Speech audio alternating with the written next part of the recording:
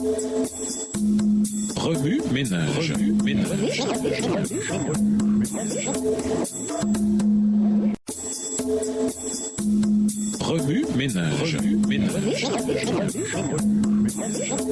Bienvenue dans notre émission Remue ménage. Nouvelles leçon de lundi. Interpréter l'unicité de Dieu. La Bible énonce clairement deux aspects clairs et importants de la divinité. Premièrement, elle mentionne l'unicité de Dieu, qui est soulignée à maintes reprises tant dans l'Ancien que dans le Nouveau Testament. Deutéronome 6, verset 4, Ésaïe 45, verset 5, Zacharie 14, verset 9, Éphésiens 4 et verset 4 à 6. Cet accent met en évidence le contraste entre Israël et ses voisins. Un contraste qui existe de la même manière dans l'Église de Dieu aujourd'hui. L'unicité de Dieu distingue le christianisme des religions païennes qui croient en un panthéon de divinité. Deuxièmement, la Bible précise qu'il y a pluralité au sein de la divinité en utilisant le pronom pluriel nous à plusieurs reprises dans les Écritures. Genèse 1, verset 26, Genèse 3, verset 22, Genèse 11, verset 7. À la première vue, l'unicité et la pluralité simultanée de Dieu semblent se contredire, mais nous pouvons comprendre comment il est possible pour Dieu d'être à la fois singulier et pluriel lorsque nous saisissons comment chaque membre de la Trinité travaille avec les autres. Dans les versets 7 à 10, Jésus dit que si nous l'avons vu,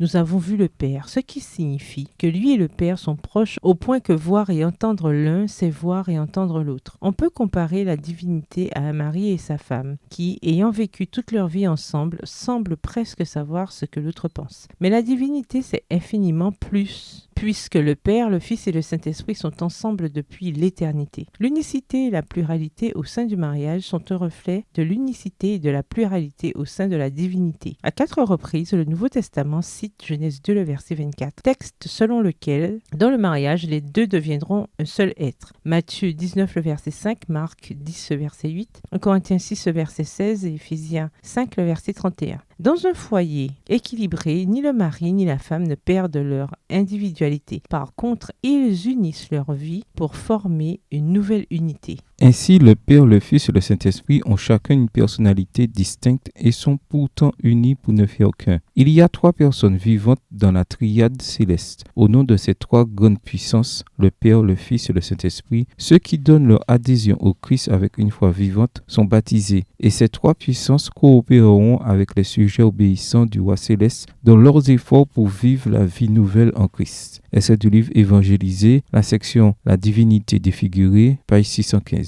Ceux qui nient l'existence des 3 personnes vivantes dans le trio céleste ratent la pleine beauté de la nature de Dieu. Ce n'est que dans la pluralité de Dieu que nous pouvons voir l'étendue de sa nature désintéressée. Aucune personne de la divinité n'existe pour se servir elle-même. Chacune se focalise sur le service envers l'autre. L'intimité entre Jésus et le Père décrite dans Jean 14, versets 7 à 10 est le même type d'intimité que Jésus veut que ses disciples aient avec lui-même et le Saint-Esprit, au versets 17 et 18. Le Saint-Esprit est envoyé pour poursuivre l'œuvre commencée par Jésus. Le Saint-Esprit est le consolateur au nom du Christ. Il personnifie le Christ et cependant est une personnalité distincte. Texte tiré du livre Manuscript Releases au volume 20 à la page 324. Tout comme le Père et le Fils, le Saint-Esprit porte différents titres dans la Bible. Le verset 17 le décrit en tant qu'esprit de vérité, un nom qui apparaît à nouveau dans Jean 15, le verset 26. Et Jean 16, verset 13. Ce titre souligne clairement le rôle du Saint-Esprit, qu'il consiste à enseigner, à convaincre et à rappeler la vérité. De même que Jésus est venu apporter la vérité. Jean 1, le verset 14. De même, il a promis que l'Esprit poursuivrait le ministère de la vérité. Jésus veut aussi que ses disciples fassent l'expérience de la proximité avec le Père. Le verset 23 promet l'attention particulière du Père à l'égard de ceux qui répondent à son amour.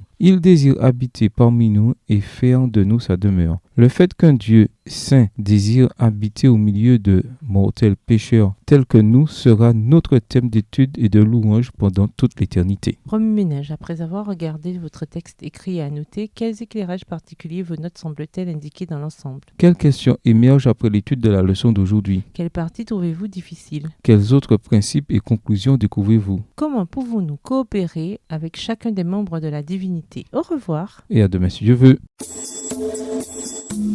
Remue ménage. Remue ménage.